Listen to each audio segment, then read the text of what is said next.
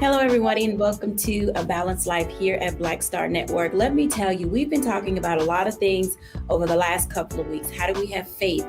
How do we walk in our purpose? How do we discover balance in the things that are needed in our lives in order to move us forward?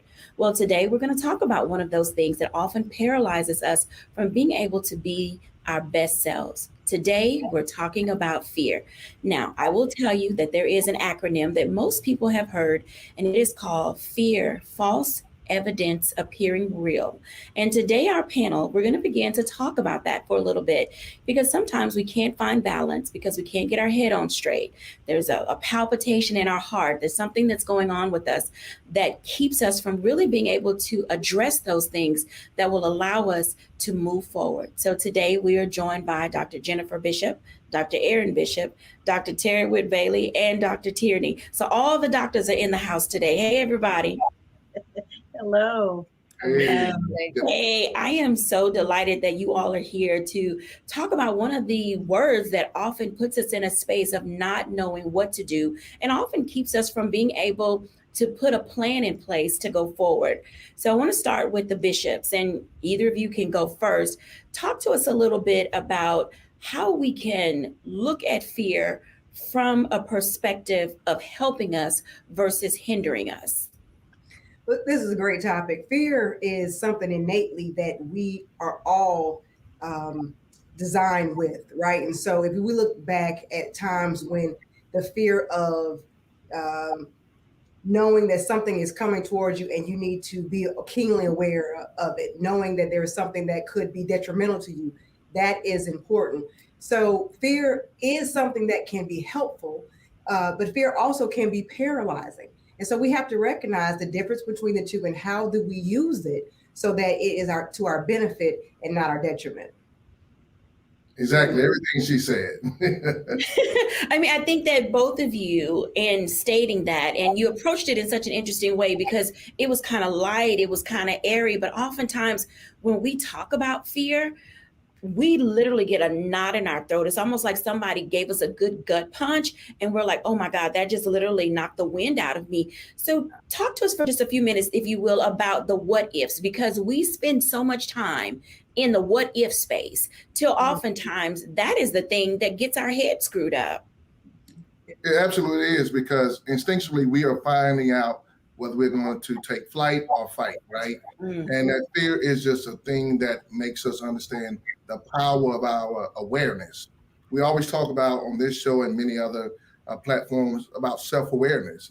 So whenever the power of fear comes along, you need to put yourself in that holding pattern and breathe, examine, find out if there's something that your survival instinct requires you to either fight or take flight. And the beautiful part is, if you choose to fight, you can go into a space of creative leadership or creative power to be a solution to yourself. Because when you are dealing with even fear that leads to a level of anxiety, we're all dealing with anxiety over and over again, but that anxiety can give you a power to be able to take a new assignment or a new opportunity in your life.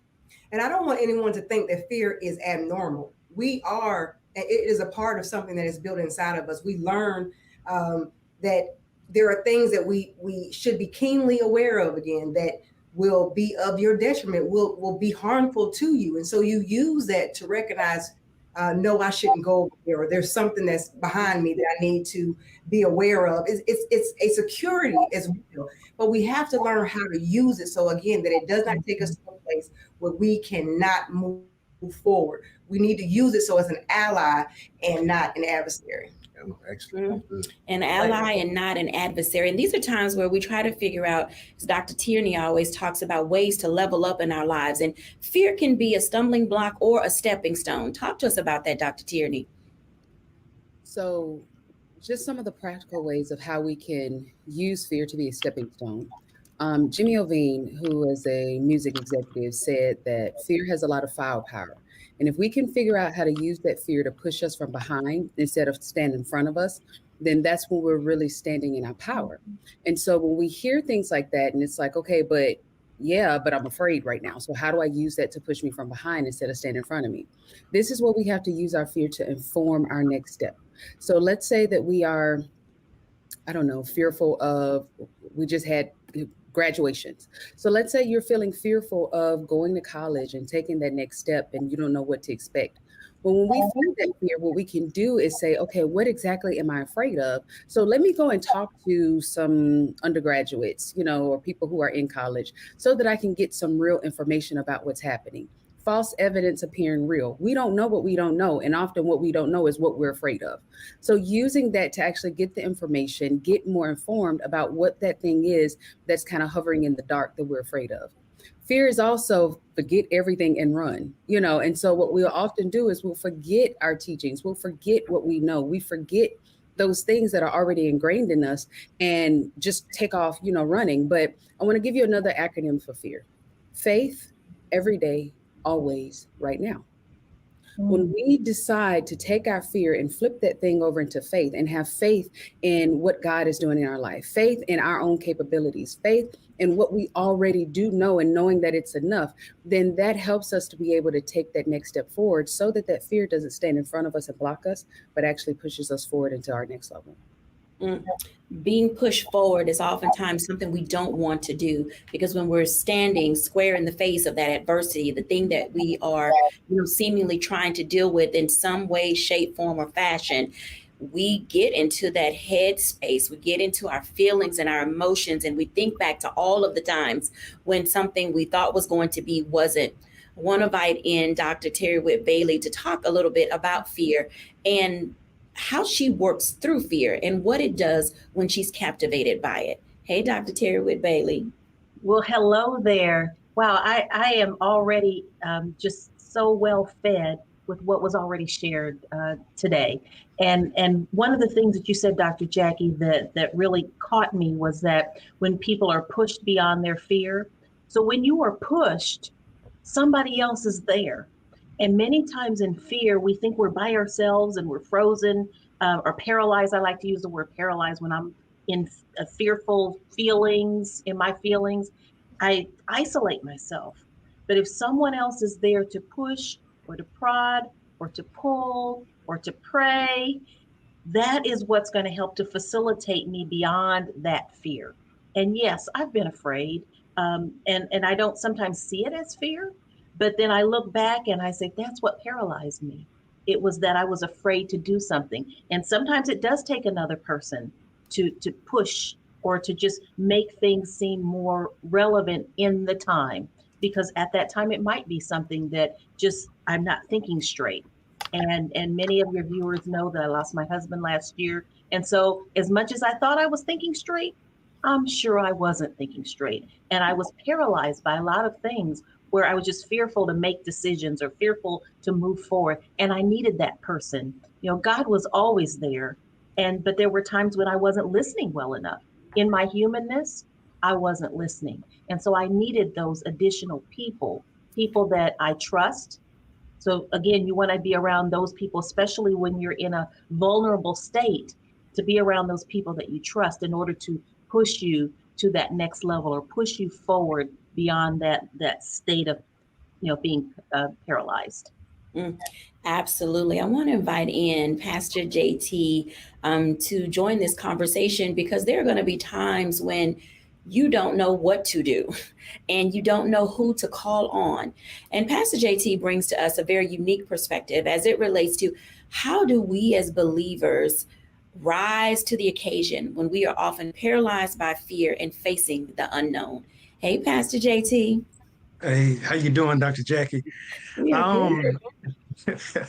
Man, glad to be back, man. I missed y'all. But to come back on this amazing topic, fear and faith. And I love the way Dr. Tierney talked about fear and then had the acronym about faith every day.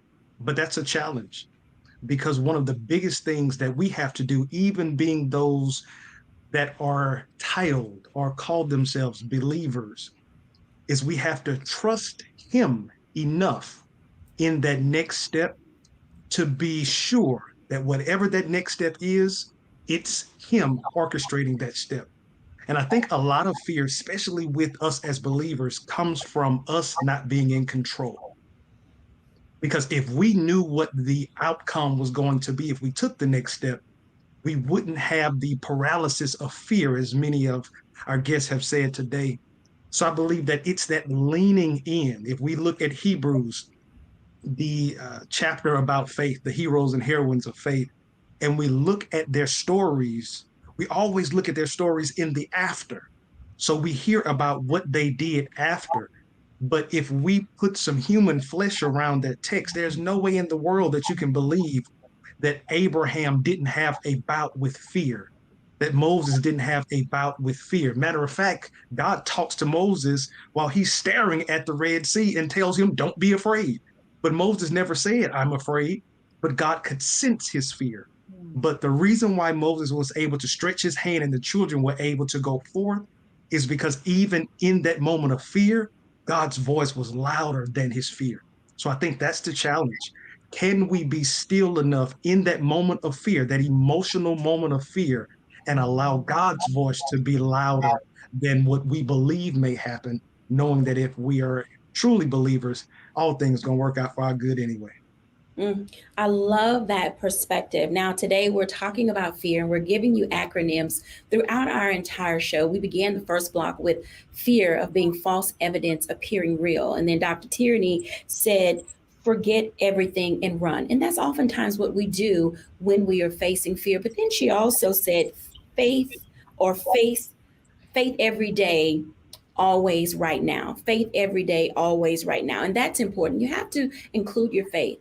When we come back after the break, I want to give you another acronym related to fear. And it is literally face every adversity realistically. Fear. Face every adversity realistically. Because sometimes we're not truthful with ourselves and cannot be truthful with others. We'll be back in a moment after the break.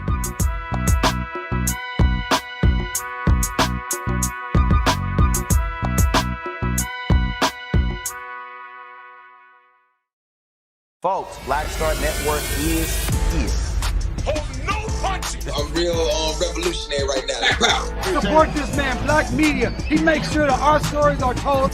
Thank you for being the voice of Black America, Roland. Stay black. I love y'all. All momentum we have now, we have to keep this going. The video looks phenomenal. See, there's a difference between Black Star Network and Black-owned media and something like CNN. You can't be Black-owned media and be scared. It's time to be smart. bring your eyeballs home. You dig?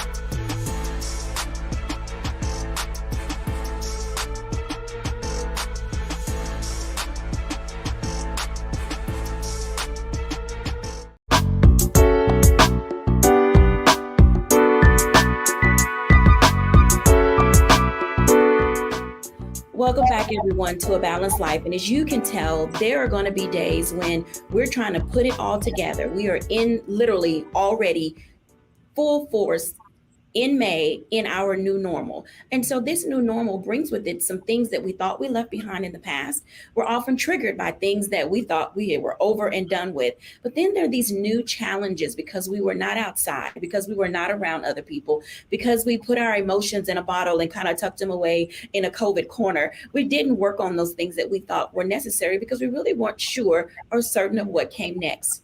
Well, here we are in this space in 2023, really talking about, can we face every adversity realistically? That's another form of fear. We don't have the capacity or the coping skills to face those things that we need. And I want to ask Dr. Tierney about that, because what does it look like trying to cope with the things that we know we are not being realistic or honest about in our lives? It's very hard to cope or deal with or address the things that we won't first really be real about. If we still are in this delusion of grandeur about what our situation is, what life is, and that could either be that we're making a mountain out of a molehill, or we are imagining what could happen and we're playing the what if game of what if this happens, what if that happens. But in either one of those scenarios, we're not in the right now. What is actually right now on my plate, then what that does, it makes us even more anxious, or it can even make us even more depressed. And it's very hard for us to really get a grip on where we are and what's happening because we're in these two camps. So the first thing that we have to do is really just do some grounding. What is happening right now? And it can be just as simple as, I'm sitting in a yellow chair. I am talking to you right now on this video.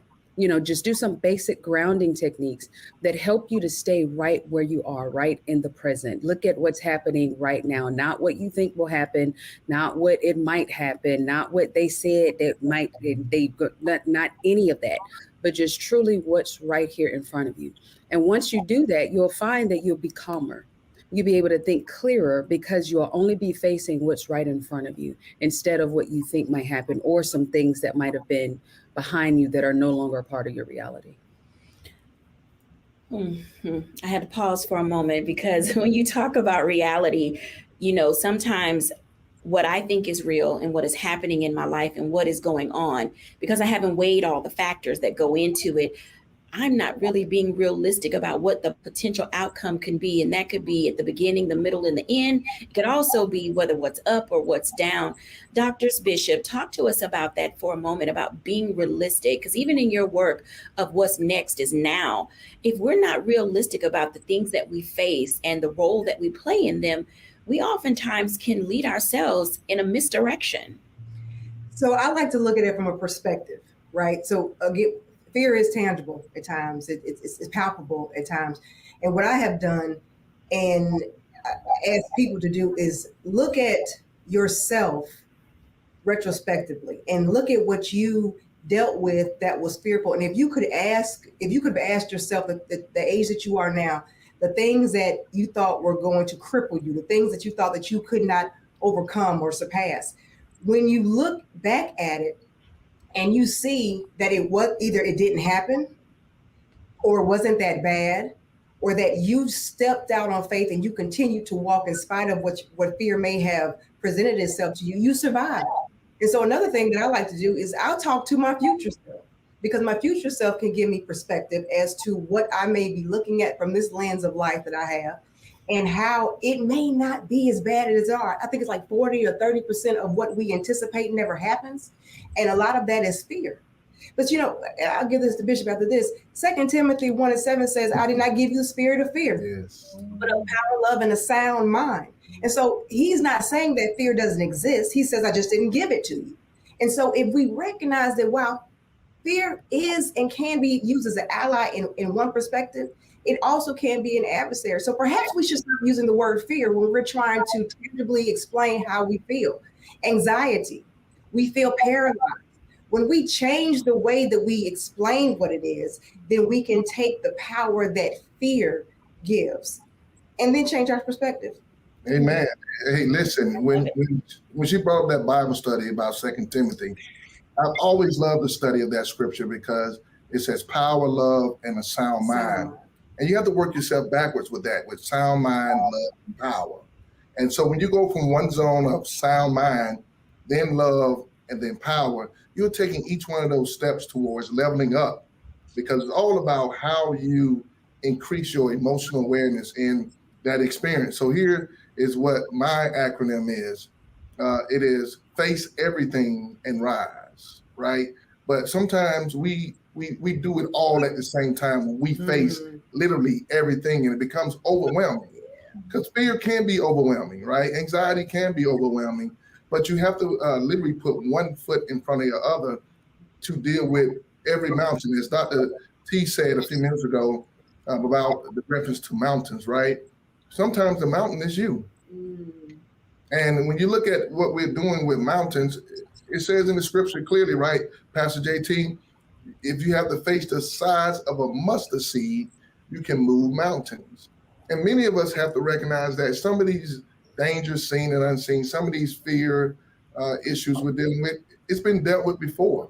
And so when I make the reference to faith the size of a mustard seed can move mountains, what we have to understand is that people have been moving mountains by faith for a long time. And so just be patient with yourself. Give yourself space and grace to go from a sound mind to loving the space you're in so you can have power to exist. I'm going to ask Pastor JT to just jump right on in there. Yes, and he gave me that alley-oop. I normally reference different versions of the Bible because it gives us a little bit more deeper insight into the scripture. And when you look at that same scripture, when we think about sound mind, in some translations, that phrase sound mind is self-discipline. Yes. There's a quote by Arnold Glasgow that says that fear is the lengthened shadow of ignorance. What that suggests is that oftentimes we're fearful because we're not prepared, which goes back to the space of being real with who you are, being real with where you are, and even being real with where you are attempting to go. I think because we have been forced in this social media vacuum, so to speak, we live in such delusional worlds that we actually create fear because we are attempting to be something that realistically we have never even been destined to be. So I honestly believe that in that space, I think that if we identify that first, I love the way doctors, Bishop, talked about fear. He didn't give it to us. And I've always said that if he didn't give it to us and we're operating in it, there are a lot of Christian atheists that are walking around in the world. We are declaring one thing, but we are delivering something else. And until we deal with that thing, we will be weighed down when we actually should be flying. Okay, so I'm going to ask Terry Bailey to comment on this, because one of the bishops says, face everything and rise. How have you been able to rise as you've dealt with fear? This is just so deep and so powerful that I'm just still soaking all of this in that I'm learning even today. And, I don't like to even use the word fear, as one of the doctors, Bishop, shared. I use different terminology, nervousness or anxiety. The only thing that I allow myself to even use the word fear with is snakes. I am deathly afraid of snakes. I just can't get past it. But other things, I have levels of anxiety. Maybe I am frozen. I like to use that word a lot. I don't even want to use that word fear in my terminology. And so trying to rise above the term that we'll use today of fear, for me, is taking one step at a time. If I feel like today is going to be a tough day for me, my first step, and I've shared this before with your viewers, my first step is actually making my bed. And that may sound trivial to some of your viewers, but for some people, that's an accomplishment to say, okay, I've made it that far. I've made my bed. That's my grounding. If I can get to that point, that means I've gotten out of the bed, that I put my feet on the floor, that I'm ready to walk to the other side of the bed. So I have movement that's happening. And so for me, if I can get that accomplished, what can I do next? Where can I go next? How can I make that next step? And it might sound trivial, but for some people, and in my case, I'm going to speak for myself, sometimes I have to start that simple, getting to that point to get out of the bed, to make those steps, to know that God is with me, but in my humanness, and I always want to say that, in my humanness, I allow myself to get burdened by things that weigh me down and that cause me anxiety and nervousness. So for me, it's taking those first steps, whether it's, just certain things that happen in my home before I leave. It's getting in the car, connecting to the right kind of music, putting those things that are going to feed me into my system, whether it's the right type of nourishment, whether it's the right type of music, whether it's calling the right person. So knowing that I don't need the negativity or the bad things to fill me, because I can't rise above it. It will weigh me further down. So making those right decisions one at a time, because you can't do it all, or at least I can't. I can't do it all at once. I do it one step at a time. I appreciate you saying doing each thing one at a time. We're going to go into our break and come back at the top. We're going to start with Dr. Tierney, because one of my overcomings related to fear, the exercise that I do with most of my clients, and it is snakes, Dr. Whit Bailey. I think it's important that people begin to determine where they are in response to and in relationship with the thing that brings them anxiety, whatever it is, because there's certain things we have to discover how to conquer and suppress internally before we can show up externally. So when we come back after the break, we're going to talk a little bit about another acronym for fear, which is to filter each action relationally. Where are you in context with the thing that you are dealing with? We'll be back in a moment after the break.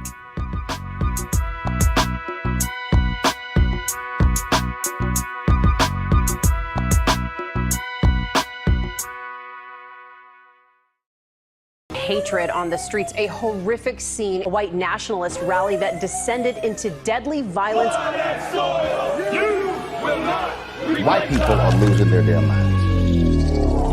As an angry pro-Trump mob storms the U.S. Capitol, we're about to see the rise of what I call white minority resistance.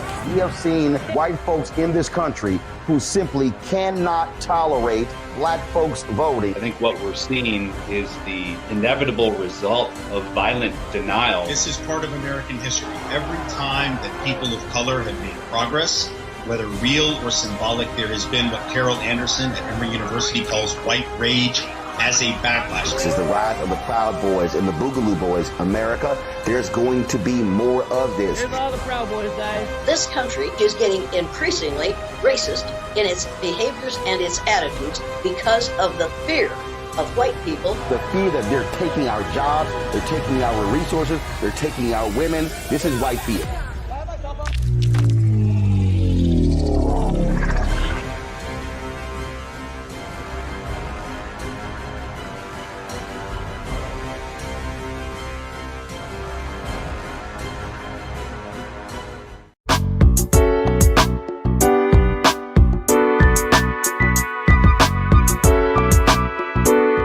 Welcome back, everyone, to A Balanced Life. And as you can tell, we are discovering not only what our fears are, but how to take them, like anything else, one bite at a time, one step at a time, giving us opportunity and space to give ourselves grace, but also to grow.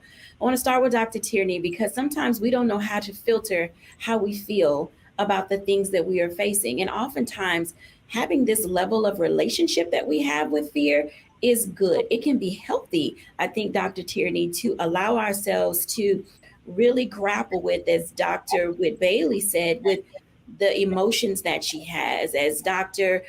excuse me, as Dr. Jennifer said, being able to put a label on it and give it a name so we can call it for what it is. Talk to us about that in this process that we have to go through in order to grow. Absolutely. So fear is so important that I literally dedicated an entire chapter in my book to it, just to talk about it, because it's one of those things that'll quickly get us stuck, and so that we can't get to our goals and we can't reach that next level. But as we are assessing our relationship with fear, I think it's important that we also understand what type of fear we're talking about. So fear is a natural response. It's a natural physical response that we were given in order to help keep us safe. It's that healthy skepticism. So as Dr. Bailey was talking about that snake on the ground, well, there are some snakes that she does need to make sure that she does not touch, So in our ancestral days when we were, nomadic and living outside amongst the elements and amongst the animals, we needed to have that healthy skepticism of our environment to make sure that we stayed safe. Now, that type of fear is one that definitely helps to keep us safe. So we're not speaking about necessarily that fear, okay? But it's important that we understand the difference between that fear and then the spirit of fear that we've been assessing earlier. That spirit of fear, that's that psychological fear. That's that fear of the unknown. That's that fear of the what if. That's that fear of am I enough? It's that fear, that internal fear, that fear that's really not real, that we are generating ourselves from an internal place. We have to make sure that we understand what type of fear are we talking about, And once we understand the type of fear that we're talking about, then we can properly address it and we can properly use it for our benefit and keep it from standing in front of us. So for example, I had a client that told me, I am afraid of dogs. I'm afraid of dogs. I am so afraid of dogs. I'm so afraid of dogs. As she was saying this, she was actually petting my dog. And she's telling me she's so afraid of dogs, but she's petting my dog. And I stopped and I said to her, do you realize that you're petting my dog? And she looked and was like, oh my goodness, but I am so afraid of dogs. There was a past traumatic incident in her past that she then learned and taught herself that I am afraid of dogs. Dogs are bad. But she was petting my dog because somewhere along the way, she'd actually moved past that, but she kept the same narrative without actually allowing her emotions and her life experiences past that point to catch up so that she can learn, oh, dogs really aren't that bad. It's not, I don't have to be afraid of dogs anymore. So we have to take that moment to stop and say, okay, is this something that I'm telling myself, that I've been telling myself on a loop because of a situation that happened, because of something that transpired, that now I've just kept that same energy. And so now I've made that fear into a part of me, a piece of me that is now standing in my way. Is that something I need to go back and assess? Am I still afraid of dogs? Is that something that I need to have that healthy skepticism for? Or is this something that the enemy has tried to use to block me, to stand in my way so that I'm not able to really reach the goals that I want and I'm just keeping it on the loop and don't even recognize it? So when we're looking at our relationship with fear, we have to understand what that fear is, why it is, and then do the necessary steps in order to unravel that fear so that we can move forward. I think that that's vitally important as you're talking. I want to ask Pastor JT to come into this conversation because oftentimes switching that narrative in our head is not always that easy. Pastor JT, how do we get people to change the narrative, that negative self-talk, that personal criticism that is constantly there because we've heard other people say to us, like Dr. Tierney said, you're not enough, the self-fulfilling prophecy, or your parents were nothing and you're not going to ever be anything. How do we escape those things and change the narrative? I think one of the things that's extremely important, and I say this, and my sister has always said this, is that we need people in our lives that are coaches. I think sometimes it's hard for us to find that thing on our own. I think it's hard sometimes for us to look in the mirror and really be honest with ourselves. because it's just something innately in us that we're always going to find an excuse of why. There are some grown people right now that will tell another grown person, that's just the way I am. You're just going to have to deal with it. And unfortunately, that caps them, because there are some people that's not going to deal with that. So I think the first thing that has to happen, even as it relates to dealing with that negative self-talk, you have to allow somebody the space to come into your life to challenge you to go back to that place and identify when was the first time that you heard something negative about yourself. I believe that there was one show that we were on and we talked about, it was a financial show, and it talked about our spending habits. And I think the age was 6 or 7. And I believe that it was discovered that many of us are in our 40s and 50s, but we're still behaving like we're 6 or 7 with our financial spending. Do you know there are some adults right now in there now, they're still living out of the brokenness that happened as a child? And so then it even makes it hard for them to accept something positive for somebody else, because now they start to look at that person who's speaking positively in them as to possibly thinking that this person has an angle. Dr. Tierney said something that was so key. She talked about a cycle, and some of us have placed ourselves in a cycle unknowingly that we perpetuate fear in ways that we will create a fearful experience even when it's not there, because we are used to things being a certain way. So I think it goes back to us identifying where was that first negative experience, but then also, and I believe that this is key as well, we have to be mindful of our circle, because we may have some fear mongers in our circle that is causing us to have fear unnecessarily. It's just like if somebody else has a fear and they will that fear on you. One of the acronyms, if I can throw my acronym out there for fear, it's false emotions appearing real. Whose emotion have you attached to your life that now you are afraid of something that before you encountered them, that wasn't your testimony? Somebody else was afraid of heights. You've never been on the 11th floor.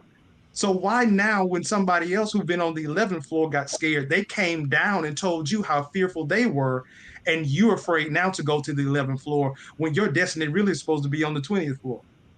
But you have allowed somebody else's fear to become yours. And we have a lot of people right now that are living an imposter's life because they have limited themselves to live out the fear of somebody else.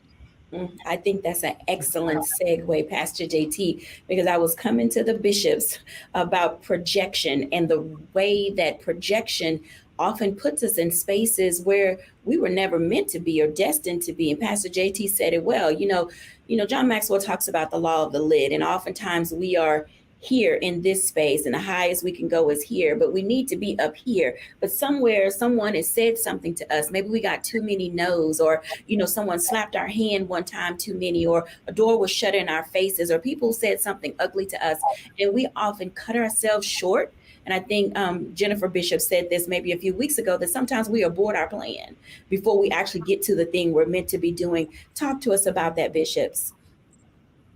I think Dr. Tierney said this a couple of shows ago, but I too went skydiving. It was something I had to do. I just had to do it. And so when I boarded the plane and we were taking off, people were asking me, "Are you afraid? Are you scared?" And I said, "No, I just want to do it. Let's go." And so it was a tandem skydive. And even the person who was videographing and even the person I was going to do the tandem with, he said, "Are you nervous yet? Are you scared?" And I said, "No, let's jump out the plane right now. I'm ready to go." And so they, in that moment, and I don't know why, jumping out of a plane at 16,000 feet above the ground didn't terrify me, but it didn't. And I did not allow other person's projection of what should be terrifying to be on me, so that I did not jump out and do what I wanted to do, what was innate in me that I needed to do. And so what Pastor JT was saying earlier is paramount to all of this. The projection of other person's fear could be transferable if we take it in, if we ingest it. And you have to have that guard up that says, "That's not mine, that's yours. Mm-hmm. You keep that, it has nothing to do with me."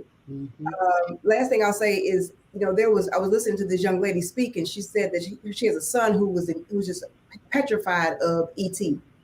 He had watched the movie, he was scared of it. And he thought E.T. was in her bathroom, was in her tub.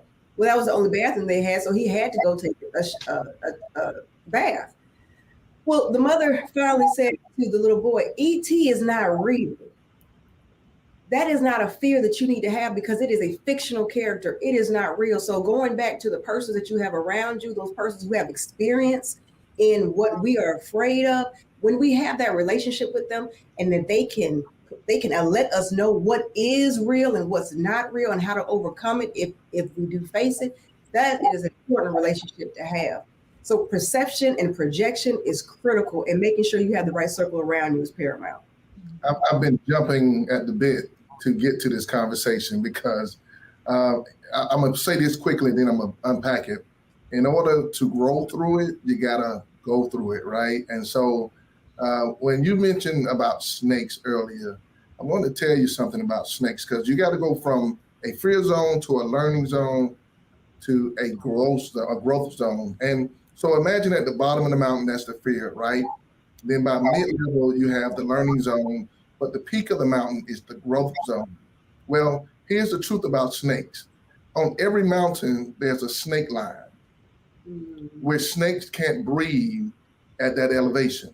And so when you're dealing with fear or snakes in your life, symbolically, you may be getting to a level where it's a rare air or where you're projected to go has become such a divine assignment or just a special opportunity that snakes are your last part of your climb.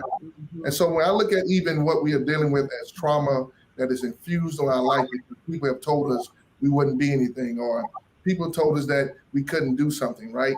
That fear or that anxiety or that nervousness that comes across at that challenge may be something you're dealing with at the bottom of the mountain, but learn yourself, affirm yourself. So as you grow through it, you go through it, because what you're literally doing is elevating your thoughts, elevating your mindset, because you're literally going from a fixed mindset, because fear has been fixated in your life, to a growth mindset. And literally your growth mindset deals with your prefrontal cortex, when you think with the forefront of your mind to look for a new opportunity, a new way, where 2 + 2 may not just equal 4, because that's the fixed mindset. That's the back of the mind. That's how you've been programmed. That's how you've been wired. But maybe 2 + 2 is 22, which means it's a different perspective, a different way you look at something, because you're growing through your learning experience. You're getting past the snake line, and now you're breathing rare air. When we come back after the break, I want to talk to Dr. Terry Whitt-Bailey about that, because she said she was afraid of snakes and she may have to get past her snake line. But a part of that is another one of my favorite acronyms that helped me overcome related to fear. And it was literally facing and factoring in experiences and accepting responsibility. Sometimes it is you. And you got to figure out what you need to do, how your life experiences can propel you forward so that you can move on. We'll be back in a moment after the break.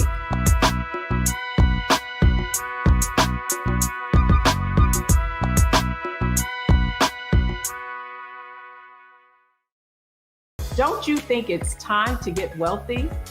I'm Deborah Owens, America's Wealth Coach, and my new show on the Black Star Network focuses on the things your financial advisor or bank isn't telling you. So watch Get Wealthy on the Black Star Network.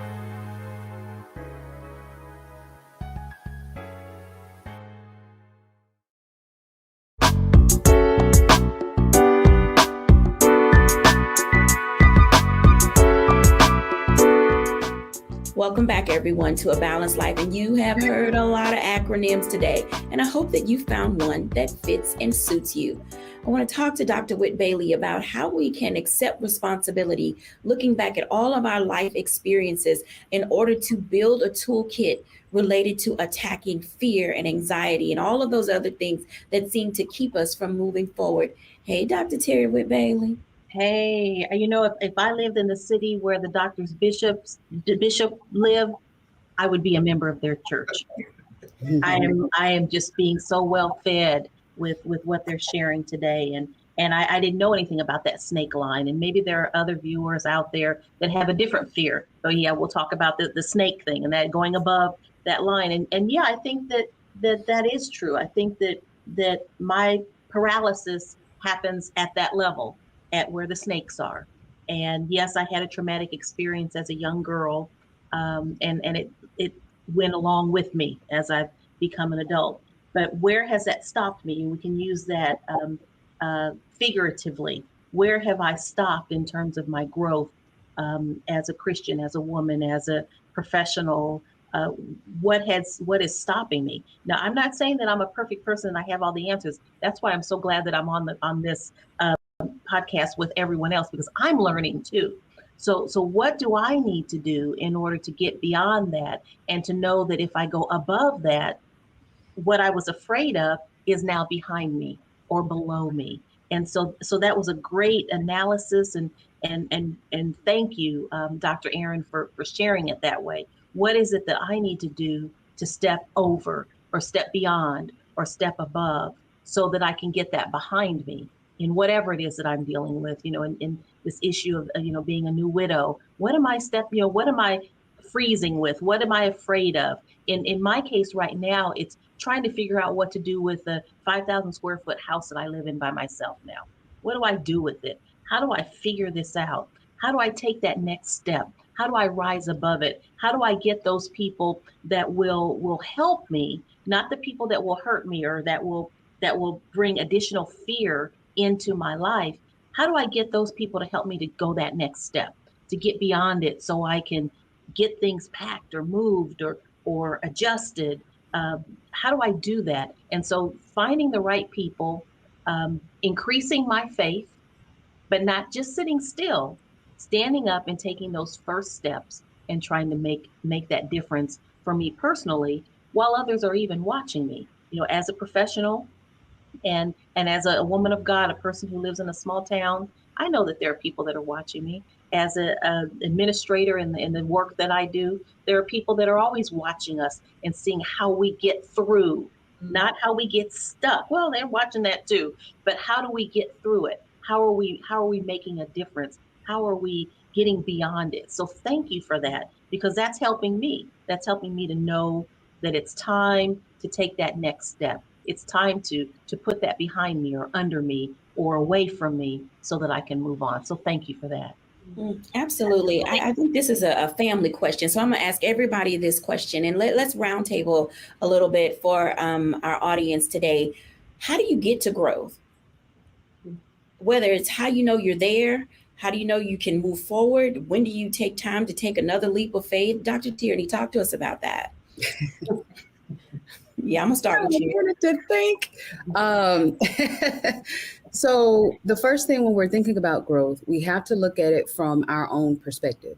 We can't look at growth through somebody else's lens. We can't look at and say, look at their life. Like I can't look at, the doctors, bishops and go, oh, well, my growth is, see, when they get there, then when I get there, like that's the quickest way to stunt your growth, because you're trying to compare your process, your growth, your purpose with someone else's, so we have to first just look at yourself, and focus, keep your eyes on your own paper to then think about, what does growth mean to me? Where is it that I want to go? How am I uniquely qualified? What is my gifts, talents, purpose, and then look at, all right, am I moving the needle forward? As Dr. Bailey said, some days it might mean that I got out of the bed today and I made the bed. That's growth.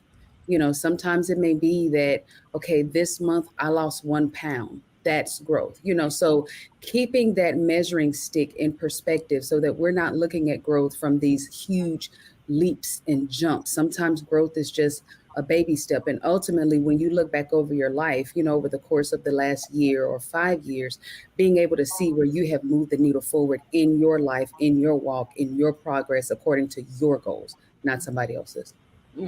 Absolutely. Pastor JT. Yeah, I'll be honest with you. I want to just say ditto. But one of the things that I would add is, I believe growth, especially in my lens, growth to me looks like how quick I got back up. because I think understanding growth, you don't, as Dr. Bishop said, you don't get to that space without growing through it. And for some of it, it's not Instagram worthy. It's ugly. It's not. I'm not even thinking about no camera at that point. But I'm struggling. I'm straining. But the Bible promises me that even though I fall, I can get back up again. But this is the thing about growth. I'm getting back up with a new mind because I didn't know what I just fell in. And now as I got up, I realized, man, it didn't happen the way I thought it was going to happen. But now I'm stepping up and I'm even better than I am now because I think about the today Jamel in comparison to the Jamel 20 years ago. The Jamel 20 years ago couldn't even embrace the season that Jamel is in now because I hadn't grown yet. But I think about all of the losses that I had to turn into learns in that 20-year period. I think about all of the people I had next to me that I thought had my best interests, but really wanted my light. But now, as I have gotten to this place, it makes me prepared for this level, knowing that even the next step may be a step that I have to push a little bit harder.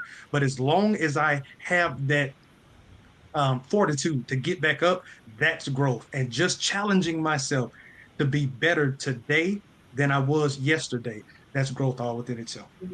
Wow, I think that's powerful. And our audience begins to, attach themselves to some of this positive affirmation, that we're giving today. Dr. Bishop. Growth for me is recognizing that I didn't respond to something that happened the way I could have responded or used to respond. Amen. That is mental stick of growth because it took a lot to get to the place where you don't respond and you want the maturity that you knew could be there, but you weren't ready to go there. And then one day it just settles on you. Yeah. And then you grow from that to the next level, but you celebrate every step of growth that you have and understand and sometimes envelop the experiences that took you to the place where you can say that I have grown and I'm glad that you met me today instead of yesterday.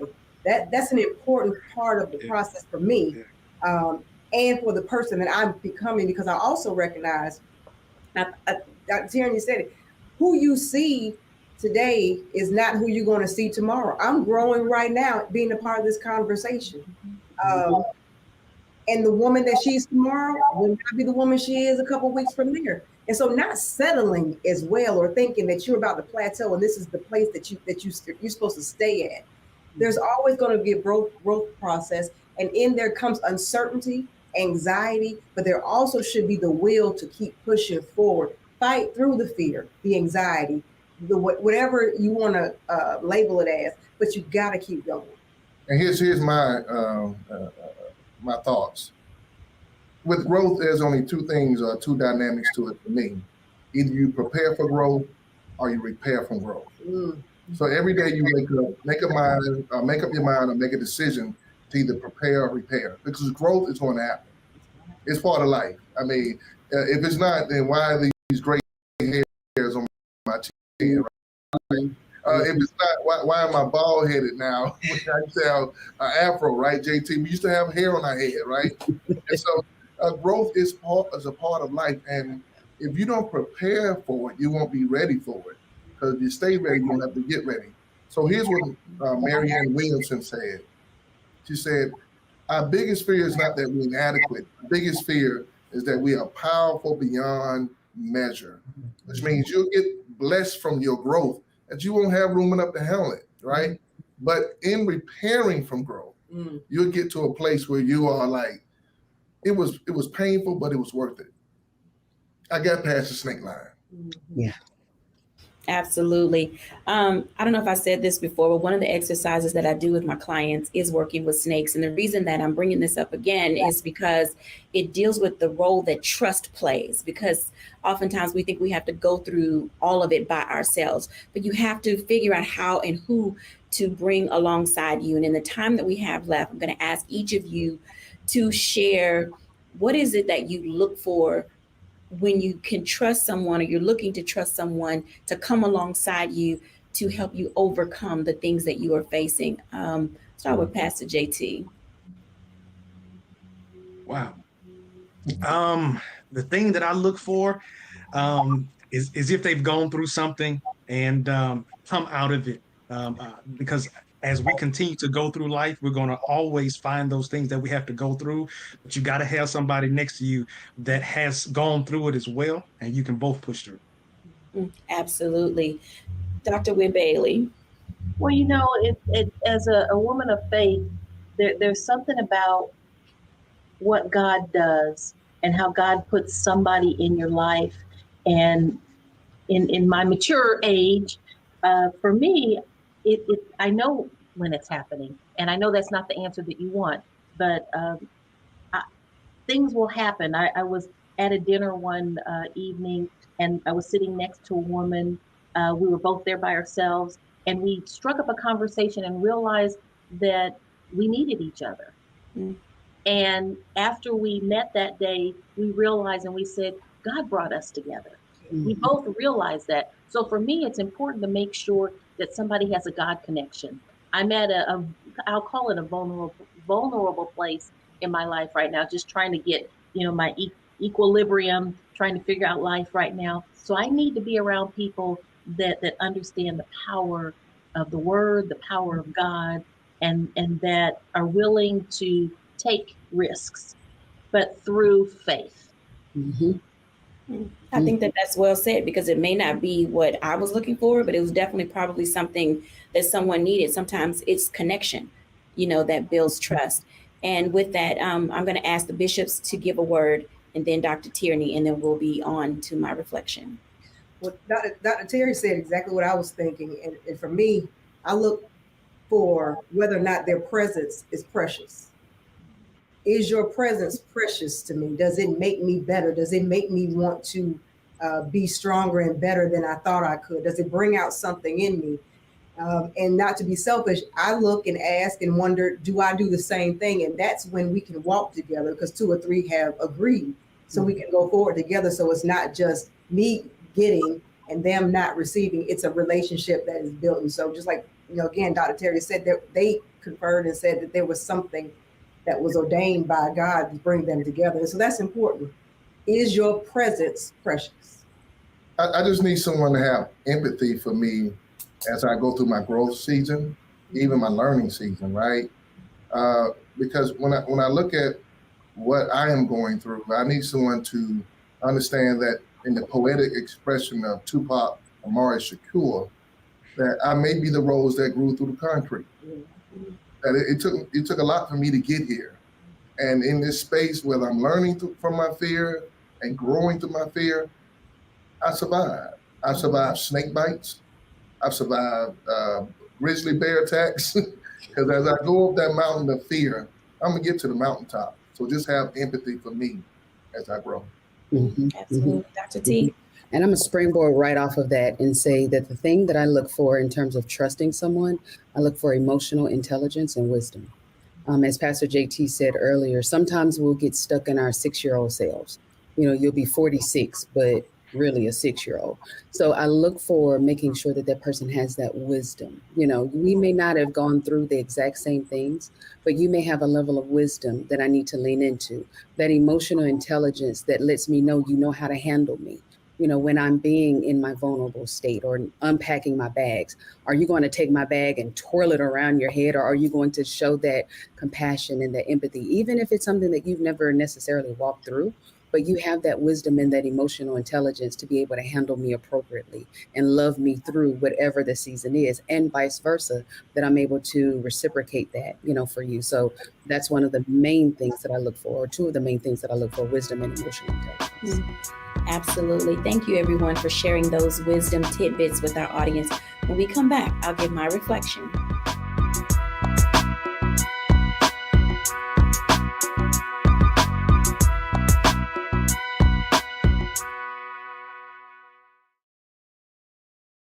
When you talk about blackness and what happens in Black culture, We're about covering these things that matter to us, speaking to our issues and concerns. This is a genuine people-powered movement. There's a lot of stuff that we're not getting. You get it, and you spread the word. We wish to plead our own cause. Too long have others spoken for us. We cannot tell our own story if we can't pay for it. This is about covering us. Invest in Black-owned media. Your dollars matter. We don't have to keep asking them to cover our stuff. So please support us in what we do, folks. We want to hit 2,000 people, $50 this month, raise $100,000. We're behind 100,000, so we want to hit that. Y'all money makes this possible. Checks and money orders go to P.O. Box 57196, Washington, D.C. 20037-0196. The Cash App is $RM Unfiltered. PayPal is R Martin Unfiltered. Venmo is RM Unfiltered. Zelle is roland@rolandsmartin.com.